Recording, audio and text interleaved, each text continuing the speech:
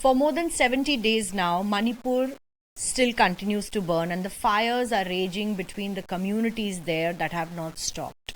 The issue has been covered in the national media, but there are some aspects that remain uncovered still. For example, the narrative that is widely being circulated at this point is that it is a Hindu versus a Christian tussle. But is it really? So I have with me a very special guest, Rohan Philem, who will tell us that it's not really a Hindu versus Christian fight in Manipur. The issue that started from the reservation of Meiteis into STs, there are lots other Meiteis in the group of Meiteis, a community, a minority within a minority. One must understand that there are Hindus, Muslims, and Christians. Rohan Philem is a Meitie Christian who will tell us more about how their part of the minority has been completely ignored. Rohan, thank you so much for speaking to us. But do tell us, what are the organizations that you are representing as a Meitie Christian, and how their voice has been completely lost in this entire narrative? So my name is Rohan Philem. Today I've been given the responsibility of the National Coordinator for Meitei Christian Churches Council Manipur, and also we are organizing a rally on this coming 15th in Jantar Mantar to raise our voice specifically for the Meitei Christians. Firstly, I would like to come up that Meitei is itself is a mixture of different religious group. Even though we have the code like Meitie, we have the Meitei Christians around like 1.5 lakhs approximately, as the census has not been done, but like we believe that this is the figure.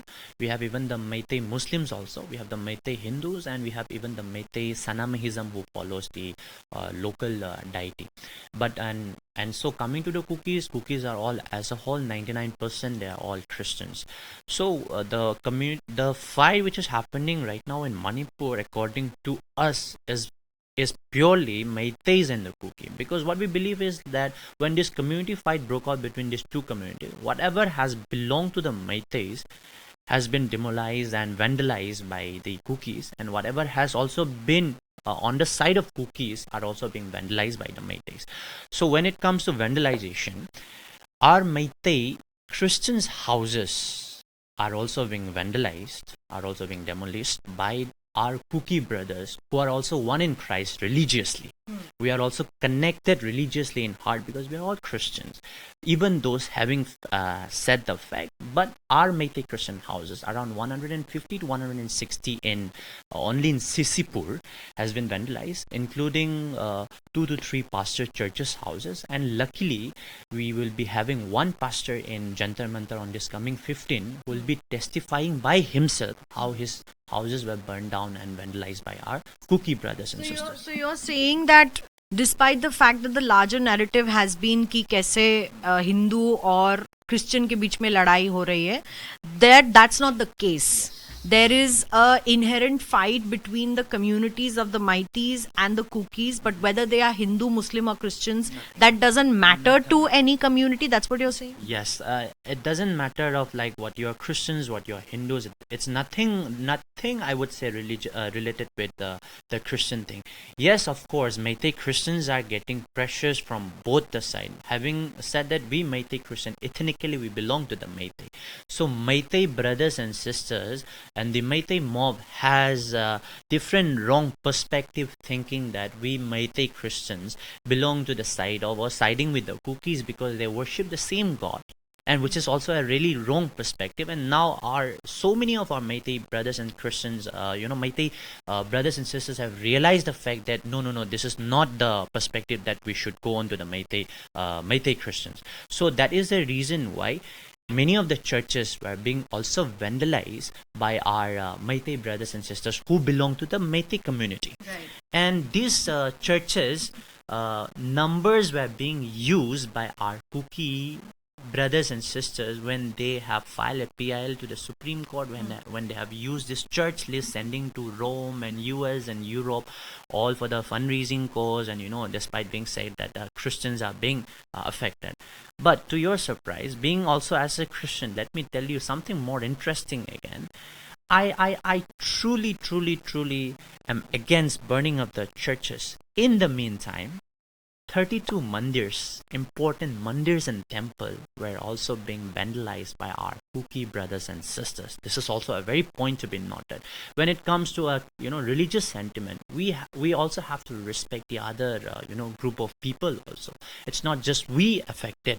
We Christians are affected. It's also the Hindus are also affected in one sense, but I would also properly make a very point clear that this was nothing to be done with the Hindus and the Christians. This was purely between the Meiteis and the Kuki, and whatever had belonged to these two communities were being worse. So you're saying that in the PIL that has been filed in the Supreme Court, certainly the Supreme Court has said that 300 churches have been burned down in this entire problem that has escalated to a level now. You're saying 32 temples have also been vandalized and burned down. So in the end, it does look like it is a religious clash, because when you say churches have been burned down and then in retaliation or in response temples have been burned down or vice versa, it does become religiously inclined. Then how does anyone say that this is not a Hindu versus a Christian problem?